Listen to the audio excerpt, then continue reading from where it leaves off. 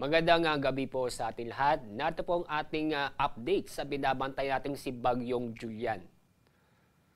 Kasalukuyan, ang concentrated ng mga kaulapan dulot ng Bagyong Julian ay sa Northern at Central Luzon. Itong sentro ng bagyo ay malapit sa Batanes area at sa Parlay. Kaninang alas 10 ng gabi, namatahan mo natin ang mata o sentro ng Bagyong Julian ay nasa 155 kilometers west-southwest ng Itbayat, Batanes. Napanatili ang lakas ng hangin malapit sa gitna ng bagyo na umabot sa 175 km per hour, samantala ang pagbugso ng hangin ay nasa 250 na km per hour. Inaasa po natin ito ay kikilos pakanluran sa bilis na 15 na km per hour. Sa ating forecast track sa bagyo, inaasahan po natin na lalakas pa ang bagyo at maaari pong umabot sa super typhoon sa loob ng 24 oras. Bukas ay lalabas ng PAR ang Bagyong Julian. Subalit, sa bahagya o sandali lamang itong nasa labas na ating PER at muli itong papasok sa ating PER si Bagyong Julian.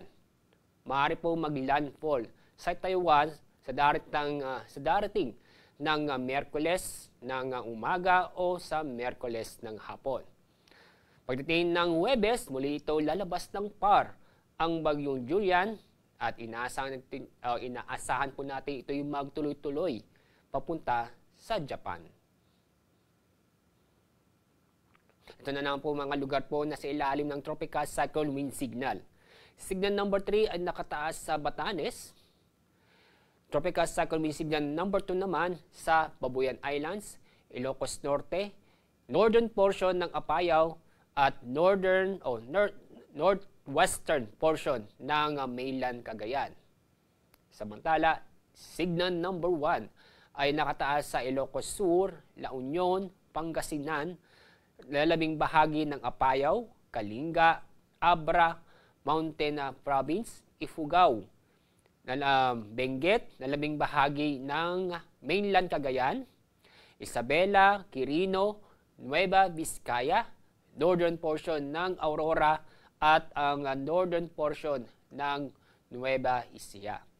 Ang mga lugar nito ay makakaranas pa rin tayo o patuloy pa rin makakaranas ng masungit na panahon na kung saan may mga inaasang pamisa-misan o yung mga tuloy na malalakas na pag-ulan at malalakas na hangin.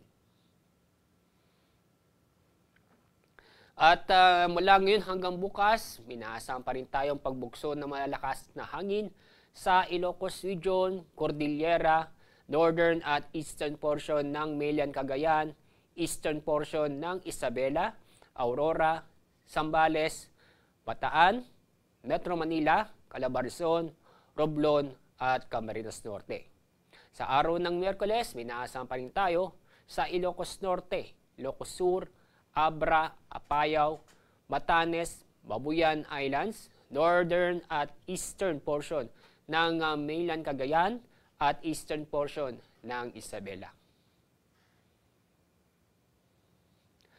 Minaasahan pa rin tayo matindi at malalakas na pag-ulan. Intense hanggang sa torrential na pag-ulan sa Batanes, Babuyan Islands at sa Ilocos Norte mula ngayon hanggang bukas ng gabi. Heavy to intense na pag-ulan naman sa mainland Cagayan, Apayao, Abra, Benguet at sa lalabing pong bahagi ng Ilocos Region. Moderate to heavy rains naman sa lalabing bahagi po ng Cordillera. Mula bukas ng gabi hanggang Miyerkules ng gabi, binaasahan pa rin tayo ng heavy hanggang intense na pag-ulan sa Batanes at sa Babuyan Islands. Moderate to heavy rains naman sa Ilocos Norte at Ilocos Sur. Kaya, patuloy pa rin tayong mag-ingat at maging alerto dahil nandiyan pa rin po ang banta ng pagbaha o pagguho ng lupa. At dahil sa bagyo, pinaasahan pa rin tayong matataas na alon na kung saan aabot ng 9 na metro. Ang mga lugar po na sa ilam ng gale warning ay sa Batanes, Cagayan, kasama po ang Babuyan Islands, Ilocos Norte at Ilocos Sur. At dahil dito, bawal munang pumalaot ng ating mga kababayan dahil sa matataas ng alon dulot ng bagyong Julian. Yan po ang ating update sa binabantay nating bagyong Julian. Ako po si Alzar D. Aurelio. Mag-ingat po tayo.